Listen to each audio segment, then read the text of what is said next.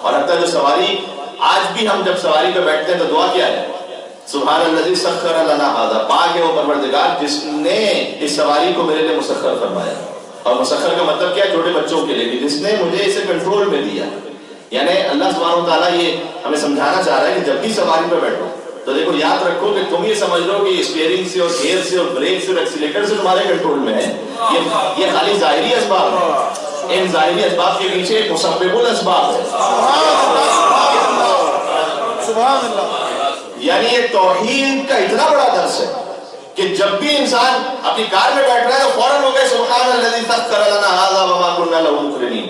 آگے یہ بھی کہتے ہیں وما كنا له مقرنین، ہم اس قابل نہیں تھے کہ خود سے سواری کو اپنے کنٹرول میں لے سکتے.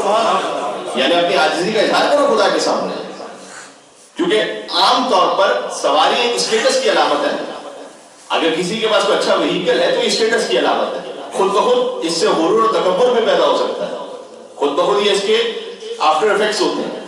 تو پہلے ہی فرما دیا کہ دیکھو اگر کتنی تم بڑی وہیکل میں بیٹھے ہو اور کتنی تمہاری شان و شوکت ہے، پہلے یہ سمجھ لینا کہ تمہارے کنٹرول میں نہیں ہے، اللہ نے اسے تمہارے کنٹرول میں دیا. اور یہ بھی یاد رکھ لینا کہ اس کے بعد تو بہت غرور میں مبتلا نہ ہو جانا. وَإِنَّا إِلَىٰ رَبِّنَا لَمُنْقَلِبُونَ. آج میں اس وہیکل پہ بیٹھ کے ایک جگہ دوسری جگہ منتقل ہو رہا ہوں. وہیکل اسی لیے ہے نا، وَإِنَّا إِلَىٰ رَبِّنَا لَمُنْقَلِبُونَ. ایک دن آنا ہے مجھے یہاں سے اپنے رب کے پاس منقلب ہونا ہے، مجھے یہاں پلٹنا ہے واپس. یعنی توحید کا بھی درس اور قیامت کا بھی درس.